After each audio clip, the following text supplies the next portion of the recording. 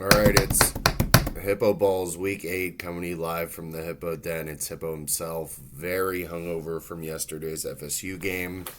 Got to be in the president's box yesterday, which meant free alcohol, which meant that Hippo got very drunk. Feel pretty terrible, but a lot of things to talk about. First, we're going to get to who's back, who's dead, and who's not back, but not dead. But let's start off. I went back through all the transactions for Danny. Danny drops Khalil Herbert on September 5th. Then on September 14th, he pays $11 for him to get him back. On October 7th, he trades Josh Allen, Zeke, Pollard for Brady, Fournette, Sanders with Tim. Then on October 11th, he trades Freiermuth, Green Bay defense, Drake London, Miles Sanders, DK Metcalf, and Jamar Chase to Gabe for Christian Kirk, Deontay Johnson, Zach Ertz, CeeDee Lamb, Rashad White, and Jack's defense. Then on October 12th, he cuts Antonio Gibson. On October 27th, he trades Rashad White and Fournette to Noah for Amari Cooper, Thielen, and B-Rob. He then on October 27th, same day, trades Demont and Herbert to Bird for Keenan and Antonio Gibson. He trades the same day as well, trades CeeDee Lamb for Singletary and Godwin. Trades CeeDee Lamb for Singletary and Godwin with Ben. He then, on October 28th, the next day, trades Amari Cooper for Deontay Foreman with me. And then he trades for Chuba Hubbard, injured Chuba Hubbard, Deontay Johnson. So basically, he traded Miles Sanders, DK, Chase, Fournette, and Josh Allen and received Tom Brady, Deontay Foreman, Devin Singletary, Godwin, and Chuba Hubbard. I wouldn't say it's elite GMing, but moves are moves and moves are good. We all like moves, and I appreciate his kind words. We got a game on right now. It is Jacksonville versus the Broncos. Etienne's balling, so that's good. Melvin Gordon TD for Vivek. Jerry Jeudy TD for Yon. So a lot of things happening. We'll get to that. But first, let's do who's back, who's dead, and who's not back, but not dead. Who's back? Anti-Semites. Anti-Semites are super back. I feel like every week I'm talking about this, but it's not great to be a Jew right now. Kyrie Irving joined the anti-Semite movement and posted a link to a movie that says that Jews are basically devil worshippers and that we started the slave trade. A bunch of really terrible things. Not great. Nets GM had to come out and condemn what he was saying. Yesterday in the press conference, he was defending it and saying that Alex Jones isn't always bad. Not great. Of course, Kanye is still riding the anti-Semitic train as well. Getting stopped at Skechers is saying no to him. He's asking everyone. Goodwill's dropping Yeezys. Not great for Kanye. Not good for Jews either. Florida, Georgia yesterday, they had a bunch of signs saying that Kanye was right about the Jews. Not great. No word from DeSantis yet, but the mayor and a few other people said that that's not what they should be saying. Also, who's back? MAGA and QAnon. Nancy Pelosi's husband got attacked with a hammer at home, and supposedly he's really banged up. Not great. Pretty crazy that it's not a bigger story that the Speaker of the House, who's third in line for presidency, husband gets beaten close to death with a hammer, and he was looking for Nancy Pelosi. Seems like one side's really not caring too much about it. Not ideal, and I'll get into that a little more in a second. Who's dead? Josh Primo. Josh Primo was one of the youngest draft picks ever. Was supposed to have an amazing career with the Spurs. They drafted him like 10th. He's only 20 years old, I think, still. Was supposed to be playing very well. Unfortunately, weird story. Basically, they cut him, and everyone's like, why would they cut Josh Primo? And then he comes out and he's like, I'm having mental health issues, and please respect my privacy. Turns out he was just exposing his dick to everybody, women, of course. Not great for Josh Primo, not great for the Spurs. The Nets are also dead, of course. They are 1-5, I think.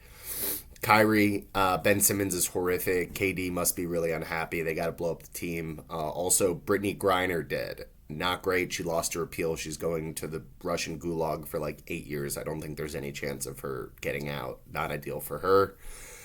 Who's not back but not dead? Twitter. Twitter was officially bought by Elon Musk, and it seems like it got a lot more pubby in Twitter if you are on Twitter a lot, which I am. Hillary Clinton posted basically saying that we need to, pray for Nancy and her husband, and that this is a terrible act of a guy who's like pretty right wing terrorist, basically. And Elon posted who owns Twitter, of course, and he has a bunch of followers, posted a fake article that Nancy Pelosi's husband may have been in a drunken dispute with a male prostitute at 2 a.m. Not great for the head of Twitter to be posting that. Super duper fake news under Hillary Clinton. So Twitter, not great. Still going to be on it all the time. It's still my favorite website, but turning a little parlery. Xavier Howard being sued for giving a woman herpes, who he met while she was working at the lab where he gets tested and treated for herpes. It seems like she just wants to get paid and was down to get herpes. I'm not really sure. Weird story. Got that from BSO, but I'm pretty sure that's legit. He is for sure being sued for giving her herpes. Weather. Giants, Seahawks, rain. That's all we got for weather. Moving on to the games, we got Nima Jan in a pretty close battle. Nima projected 128, Jan projected 127. Nima has no Eckler. Jan has Judy, who's been kind of balling. Mike Evans, 18 for Evans, 18 for Judy. I don't know if he got a catch on this drive, but Jan's projected to lose by 1. With no Eckler, I'm actually leaning Jan. Give me Jan in the win here. Tim projected 126. Sean projected 119. Sean had Justin Tucker go for 9. He has Josh Jacobs, who's pretty much the best running back in fantasy football. No one saw that coming. Tim has McManus, who has 3, I think. No Darren Waller. You get another week of CMC, who should be playing a little more than he did last week. Give me Tim in a close one. And then we have the Bully Bowl. Danny v. Eli. Danny, of course, finally becoming a man maybe today and facing his bully, which is Eli. Danny projected 107. Eli projected 109. Danny had Brady put up 19. Not terrible. Kirk has like 7 or 8. Godwin put up 13 and Ryan Suckup put up 10. Eli has Sutton, who has 2.3, I believe, when I started writing this. Mark Andrews got injured, only had 6. Tampa Bay had 5. I think Siegel gets his first win, defeats the bully, becomes a man. Give me Siegel. Then we have the Toilet Bowl. The Toilet Bowl this week is Bird v. Gabe. Both teams reeling right now. Bird projected 101. Gabe projected 108. Trevor Lawrence, not really playing very well. He has like 10.8 or something. Melvin Gordon has a touchdown, 14. That's good. Debo's out for the week, though. Lockett's playing, but kind of injured. We'll see how that goes. No CEH. Gabe has Denver, who I think has 5 points. No Chase, of course. Chase out a few weeks. Not great for Gabe. Gabe's team reeling, of course. He did make that Tyler Boyd, DK Metcalf trade this morning. I do think that Boyd plays well today. He also has Kenneth Walker, of course. But give me Bird in the win here in the Toilet Bowl. Got to go with my boy Bird. Lastly, we have, of course, me versus Navid. I'm projected 140 now with Etienne going off. He's projected 129. Lamar already played very well. He had 26 for him. He doesn't have Kelsey. He doesn't have Juju. He doesn't have Michael Thomas. Hopefully DK is on a snap count. Very worried about Saquon and Derrick Henry. They both have the top matchups of the week for running back. So they should both dominate. Brandon Ayuk, a little worried about with no Debo.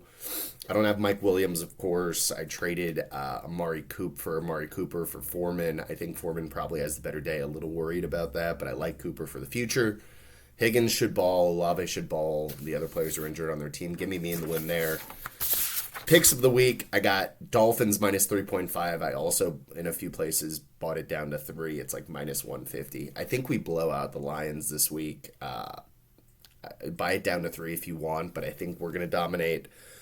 Tua's going to put on a show. Give me the Dolphins, a billion Hippo Balls. Cowboys minus 10 in Dallas versus the Bears. The Bears beat the Patriots last week, and they looked kind of good. I still think they're frauds. I think the Cowboys dominate this game. Dallas defense very good. And then Giants Seahawks over 44. Not super confident in this, but I like both their offenses kind of more than most people. I think that they're both going to put up points. Gino's playing pretty well. give me that. That's all I got for the day. Have a good one.